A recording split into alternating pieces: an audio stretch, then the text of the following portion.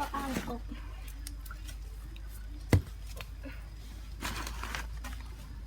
สบายดีอันนี้มันเขาสิพามาก็อ่างกบแบบบานๆนะแค่จำง่ายๆแบบสบายไม่ต้องมีอ่างใหญ่เอาแค่ดินจี้มาทำจังสิ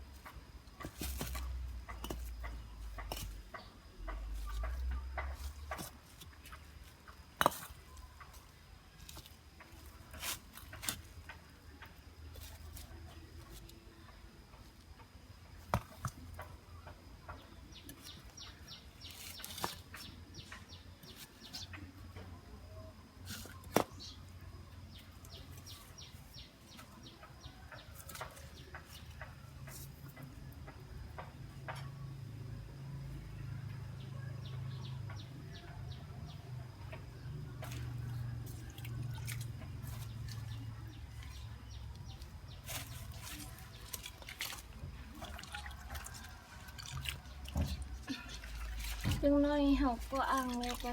สิปล่อยกบให้เบิ่งเนาะกบมา250ตัวปล่อยกบให้ดูเด้อวิธีก้างอบวิธีก่ออ่างกบแบบสบาย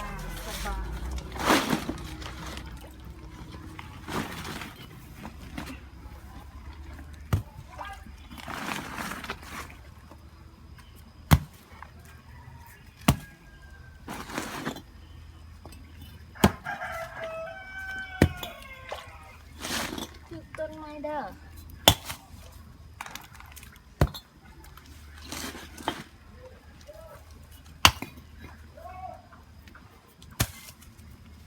ฝากนี่บุกก็สูงกันได้เนาะ มะกอนะทางนั้น ก็ฝากนี่ให้มันสูงบ่อยากให้มันเต้นลงหันเลยถ้าเพิ่นก็สิเต้นบ่ออกก็คันนี้เบิดก็ได้ เปลี่ยนน้ำบ่ บ่เปลี่ยนก็ได้คันเอาน้ำใหม่มันสิเป็นกรดเดี๋ยวให้มันน้ำนี่มันเย็นแล้วคันเปลี่ยนน้ำใหม่มันจะร้อนว่าอ่างน้ำของตากแดด ไอ้เจ้าบ่ นี่อันนี้บ่ใส่ว่ะใส่นี่อีก2 4 5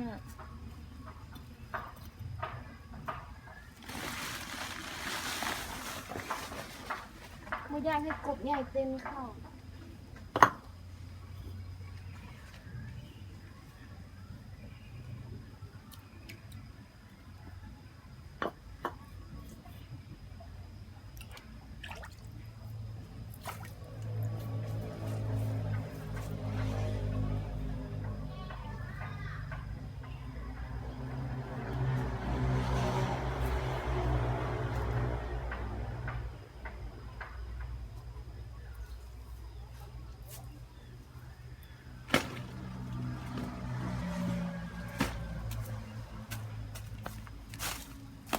อันนี้มันก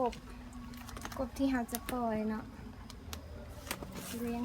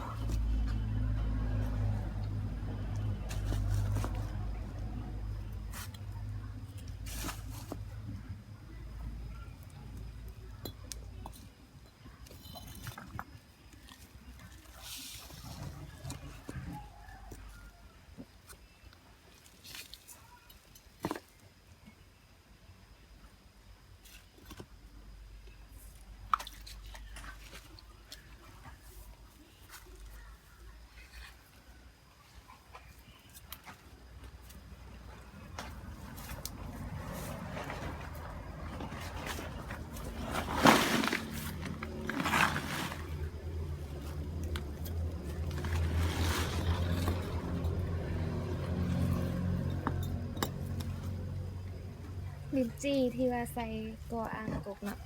บ่ได้ก่อบ่ได้ใส่ปูนหยังแต่ว่าเอามาวางเรียนๆไว้เฉยๆในดารา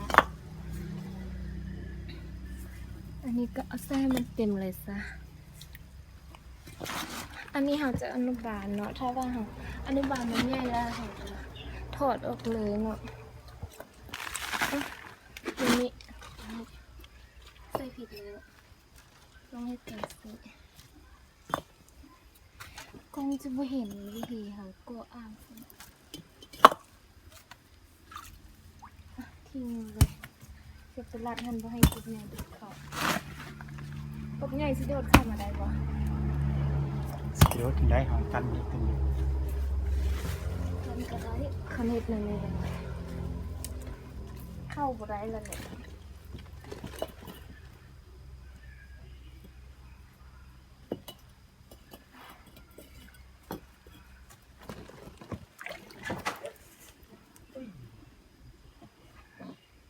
เป็นหยัง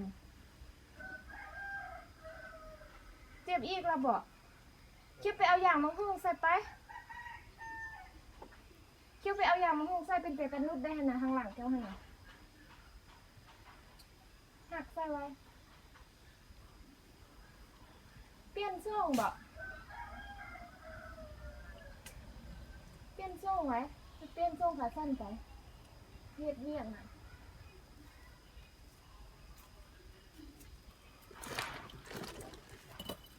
ใจบ่ดีนะคุณเฮ็ดเวียงก็บ่ได้ค่อยกำลังเก็บเงินเก่าเทื่อหนึ่ง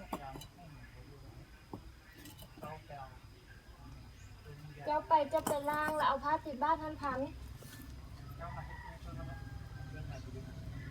ย่างไปในเฮือนพูนะสิปล่อยกบนี่นามันที่นั่นแล้ว